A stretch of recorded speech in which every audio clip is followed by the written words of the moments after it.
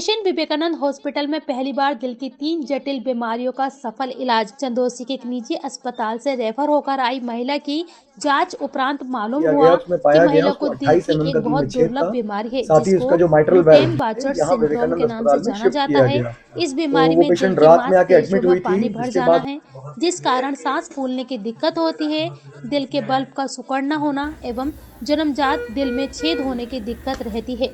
ये बीमारी दुनिया भर में बहुत कम पाई जाती है। एशियन विवेकानंद हॉस्पिटल के कार्डियोलॉजिस्ट डॉक्टर गीतेश मानिक ने प्रेस वार्ता के दौरान जानकारी देते हुए बताया कि सबसे पहले इलाज के दौरान महिला के दिल की मांसपेशियों के पानी को पेरिकार्डियम सिंथेसिस के द्वारा निकाला गया।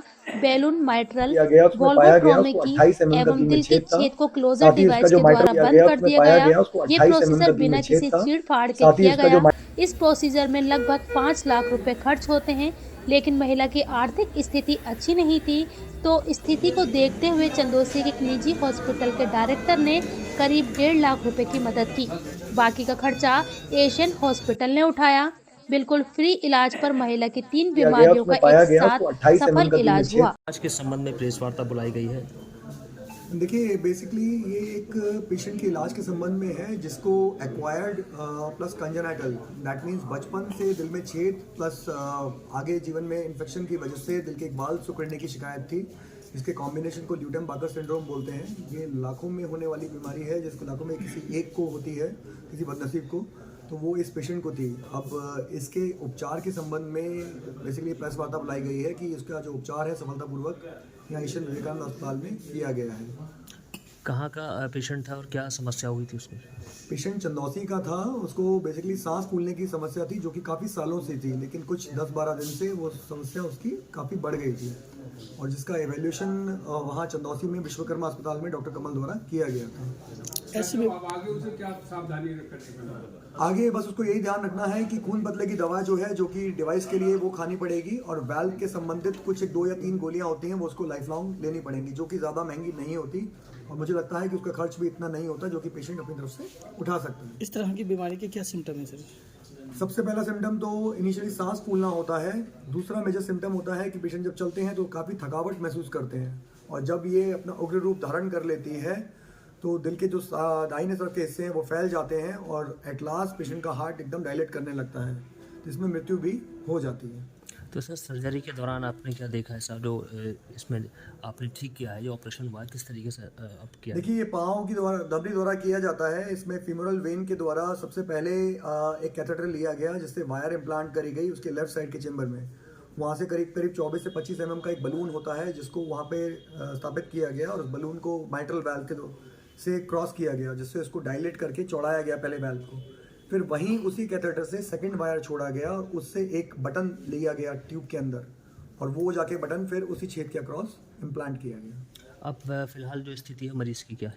मरीज काफ़ी बेहतर है, बिना ऑक्सीजन के है, आराम से अपने बेड पे बैठी हुई है। जब वो आई थी तो ऑलमोस्ट वेंटिलेटर पे पहुंच गई थी, 2 दिन वेंटिलेटर पे रही है, और अभी प्रोसीजर के बाद 24 घंटे हो चुके हैं, डिवाइस अपनी जगह फिट है, बिना ऑक्सीजन के है। आज को बेड पे बिठा दिया है, चलवा दिया है, और 1 आध दिन में संभवतः वो घर चली जाएगी। पेशेंट की क्या एज होगी और लगभग कहाँ इसका इलाज संभव है?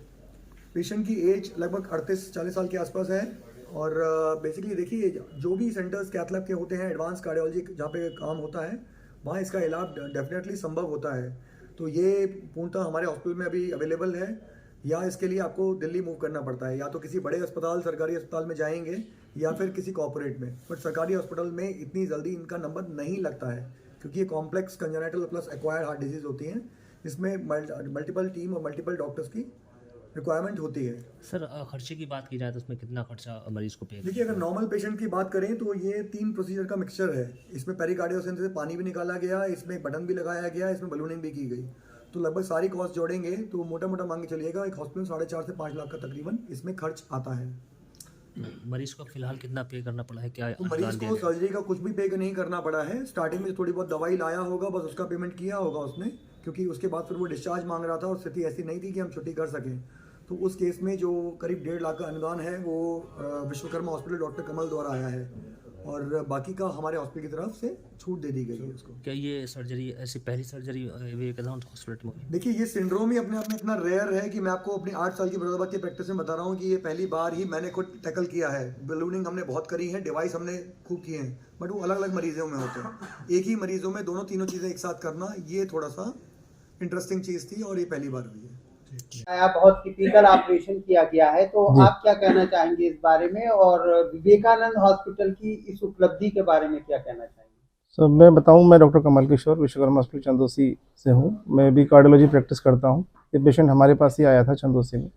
डॉक्टर साहब की भी चंदोसी विजिट रहती है मंथली। तो इस पेशेंट को देखा तो इसको आइडियली सांस फूलने की शिकायत थी, पैरों में सूजन थी और काफ़ी टाइम से परेशान थी। इसको डायग्नोसिस नहीं किया गया था अभी तक। जहाँ तक इस केस के मिलने की बात है, मैंने भी अपनी लाइफ में सिर्फ सुना ही था, देखा नहीं था। तो फर्स्ट टाइम जब हमारे सामने केस आया, क्योंकि अलग अलग 2-3 चीज़ का कॉम्बिनेशन है इसमें। अगर हम अलग अलग लेके चलते हैं तो काफ़ी सारे पेशेंट हमको मिलते हैं ऐसे, लेकिन कॉम्बिनेशन में इसको ल्यूटन-बैकर सिंड्रोम कहा गया।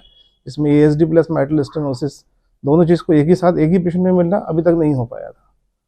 तो ये अपने आप में एक नई चीज़ थी और पेशेंट इतने कैपेबल नहीं थे। तो फर्स्ट एड उनको दी गई, फर्स्ट एड देकर डॉक्टर साहब से बात की गई, उनको यहाँ मूव किया गया, उन्होंने उसको कन्फर्मेशन किया और प्लान ऑफ एक्शन बनाया कि इसको इतनी कम एज में अगर इसको ये रहेगा तो वो उसके साथ में जिंदा नहीं बच पाएगी। डॉक्टर साहब, ये तो उस मरीज का सौभाग्य है कि आप जैसे लोग मिल गए, लेकिन जनरली अगर ऐसा टिपिकल कोई पेशेंट आए तो उसको कितने एक्सपेंसेस बर्दाश्त करने पड़ेंगे लगभग? पर्टिकुलर यही पेशेंट मतलब इसी बीमारी के साथ में अगर कोई ऐसा कोई क्रिटिकल पेशेंट आ गया तो उसका कितना खर्चा आ जाएगा?